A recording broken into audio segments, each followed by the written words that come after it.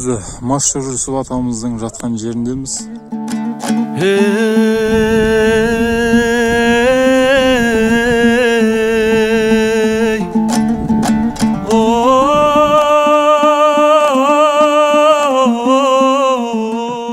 Алла қаласа Машар Жүсіп атамыздың басына қарай жолға шығып бастадық.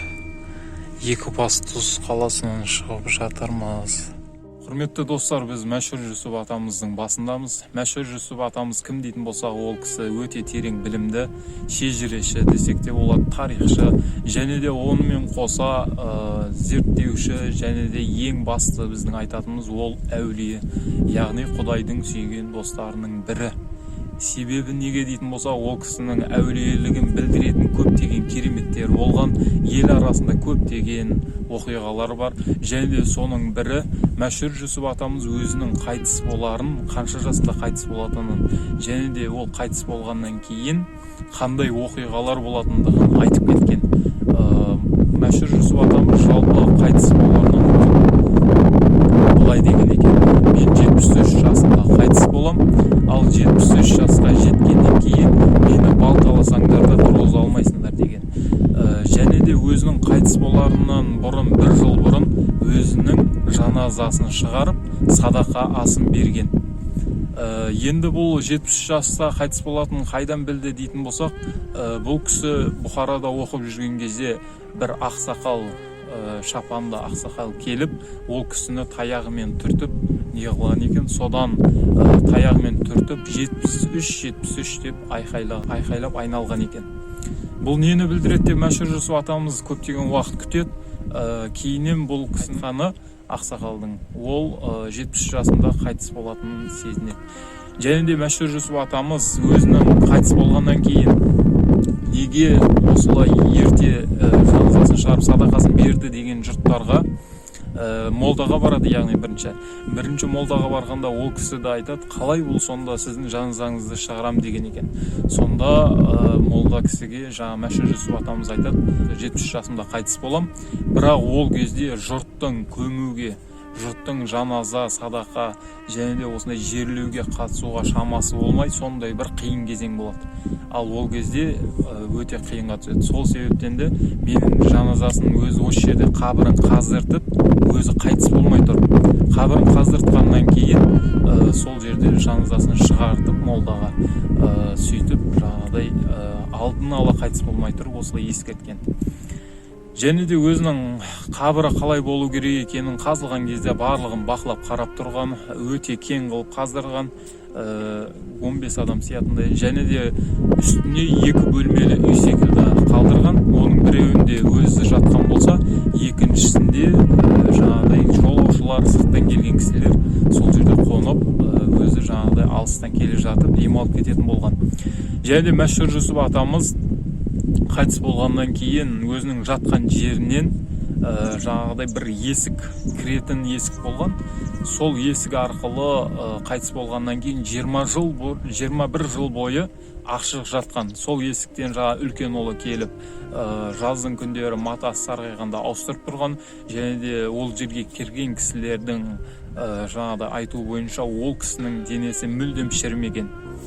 Яғни қалай шірмейді дейтін болсақ, Алла тағала жаратушымыз өзінің сүйген құлдарын, өзінің достарын не қылады? Қорғайды. Және де өздеріңіз білетіндей шахидтер, Алланың жолындағы қайтыс болған кісілердің денесі еш уақытта шірмейді екен. Бұл деректердің барлығы бар, кімдер кіргендігі, және де бұған куәгер кісілер де бар, қайтыс болғаннан кейін денесін шірмегендігі.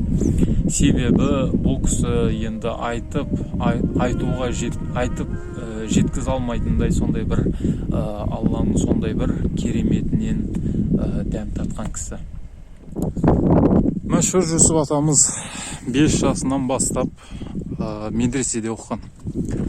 Ол кісінің әкесі Көпей атамызды медресеге алып тастап, медресеге апарғаннан кейін атамыз бала болса керек 5 жасында жаңағыдай әкесінің соңынан, аттың соңынан жүгіріп қалмай келе жатады. Бұны біліп әкесі баланы медресеге дейін қайтадан қамшысымен алып келген екен.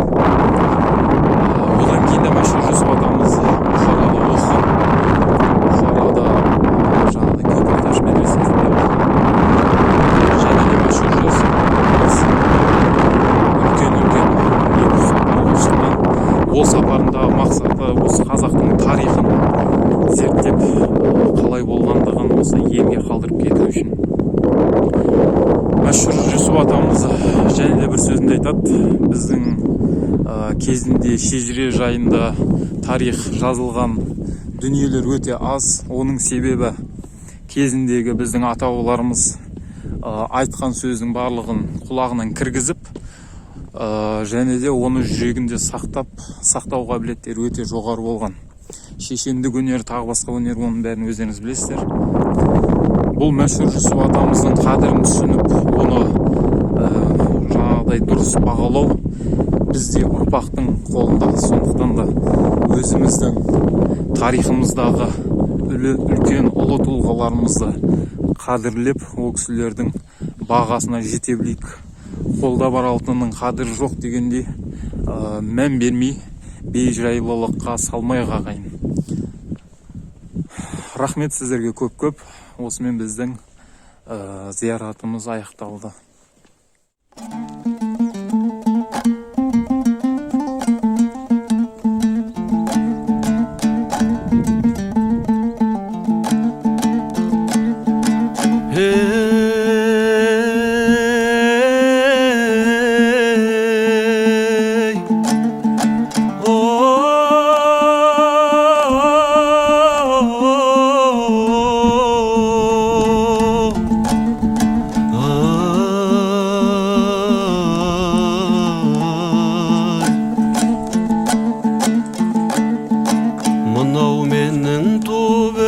Жерім бей, мынау менің сан жүгірген белім бе, мынау менің алтарысты туысқан аспаралы асқаралау елім бе, мынау менің алтарысты туысқан аспаралы асқаралау елім бе.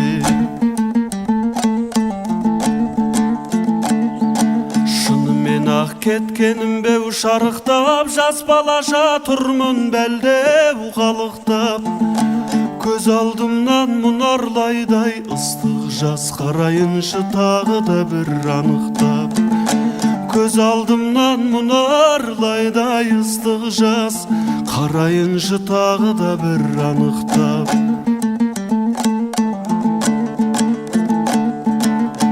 Кездер ау секілді дау алыптау, алатауда аласарып қалыптау, төбедегі әзбабамның бейтін енді бүгін қиын боп тұр анықтау, төбедегі әзбабамның бейтін енді бүгін қиын боп тұр анықтау.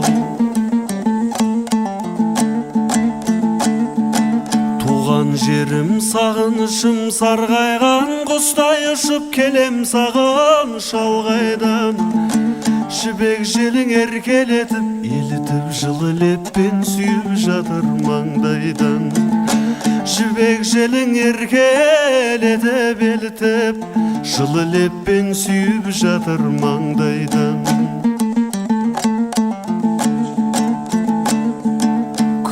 Сайын көңіл кірі аршылар, әркімнің ақ туған жері бар шығар, бірақ маған сенсіз әлем тар шығар, сағынышым ыстық жас боп тамшылар, бірақ маған сенсіз әлем тар шығар, сағынышым көзден жас боп тамшылар. Жастайымнан жаттап өскен жыр ойым, мынау менің туған жерім бар ойым, осы жерде тозып тұңғыш көйлегім, осы жерде өткен қызық бал ойын, осы жерде тозып тұңғыш көйлегім, осы жерде өткен. Мәшһүр Жүсіп атамыздан бөлек жанында өзінің ұлы, келіні, жақын туыстары жатыр екен. Ол кісілердің жатқан жерінде сіздерге көрсететін боламыз. Жалпы бір сондай бір сезімдеміз. Өте керемет.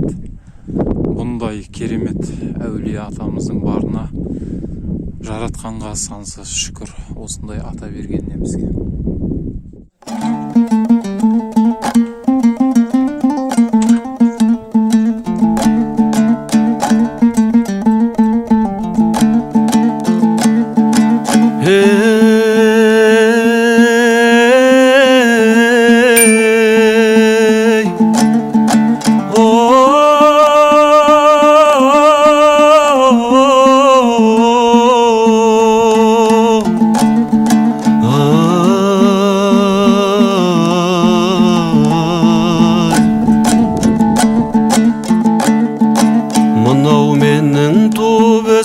жерім бей, мынау менің сан жүгірген белім бе. Мынау менің алтарысты туысқан аспаралы асқаралау елім бе. Мынау менің алдар